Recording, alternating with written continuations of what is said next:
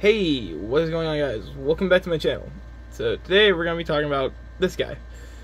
Now, since the last time you saw him, he's pretty much there's no pretty much about it, he's completely had a redesign of the upper torso, which, yeah. But, I don't know. I suck at intros, but I don't have a name for this guy.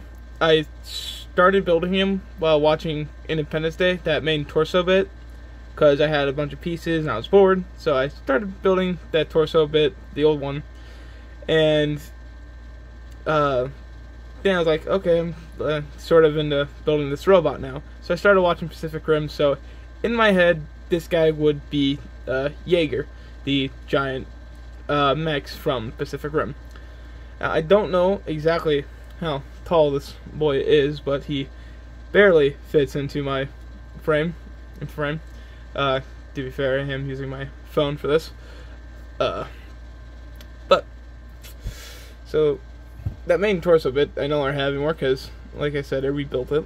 But what is still mostly original from the first time you guys saw him is his legs, which I'm going to separate them here so it's easier to handle. Now, I had a lot of trouble with the boots. The rest of the leg I've pretty much designed before, but I suck at talking about this. But so there's a lot of little details here that I like, mainly around his boots. Like, around there's not really too many details. This guy's pretty simple. But so his legs, they pretty much had a design in mind already of how I wanted them built. They do have a double joint for the knee, and his legs do run on a ball joint, so swivel up and down, and a beautiful spread, as Jobby would say. Boots, they took me the most amount of time to build, and that is because I just suck at building boots, but I ended up on this design, which I'd rather like. It's as the ball joint for the ankle, so swivel. Now, without taking this part here and flipping it around, you can't do too much ankle pivot this way, but with it, you get about that much ankle pivot. So enough to get into some good poses. Then there's also a toe bend, and then this panel can fold up to sort of fill in that area when he's not, so it doesn't just look ugly.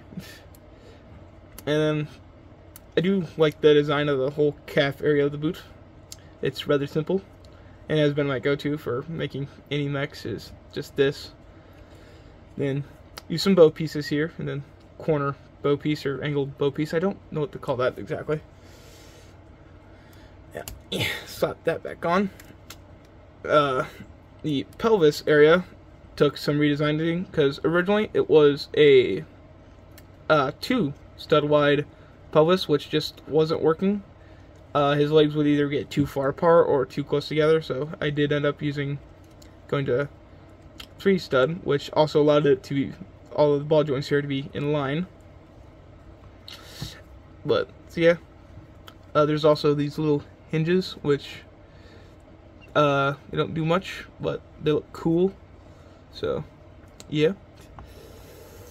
Now, looking at his upper torso, I ended up redesigning it because I just feel like the old torso didn't fit with the thing, and also I was having mobility problems, so I completely redesigned it.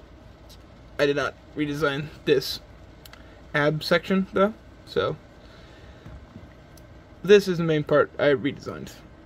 Now, this is pretty simple, built on the frame, and the back is falling apart. These panels are not that secure, they're just held in by 2 studs, but I do like the look of this back. It's very nice, very muscular. His torso is built on a pretty decently sized frame. He does have these 2 little pieces here that can articulate because they're on a small ball joint, but I don't normally do much with them. I use these angled bow pieces. Again, I don't know their official name, but yeah, he has those for his pec, I believe, his pec muscle. So those do that. They effectively work as a butterfly joint on a ball joint, so gets a lot of articulation. And then flip this down, you can get even more downward articulation, which is very nice. I'm gonna flip that back up. And his chest took me the most time to redesign because I wanted something that appeared swift but strong, and I ended up on this design, which does go out to a kind of point and is rounded at the top. And the head design, it did stay relatively the same, I believe. Not 100% on that though, but I like it. This head design does remind me of Strikerika from Pacific Rim, which he wasn't my favorite Jaeger, but I don't know, I just liked his head design. And we do have shoulder pads here, which you can move out of the way. Most of the time you don't need to move them, but they look cool. And put them back together real quick. He's falling apart. Now I will try to get him into some poses and throw those up on screen and get some panning shots if I remember to. But how I normally have him standing is sort of having his abs crunched a bit. You can't see it, but having his abs crunched a bit and putting his shoulders upward. And I don't have this problem with his back panels normally of them falling off. But then I put his shoulders up and back a little bit. This is just how I like to have him pose most of the time. So if I don't smack him, but for going over all the articulation, they've already seen most of it. The toe band, ankle pivot on the ball joint. Yeah, ball joint can be a swivel. A double bend at the knee, so you can do it like that or do it like that. You got ball joint at the hip, which doesn't have too much in, doesn't have too much out, but you can spread them like that. He has a double ball joint at the mech section, which allows for a nice ab crunch forward, nice ab crunch back, and of course, like 2 swivel points. Falling apart. Now, he has the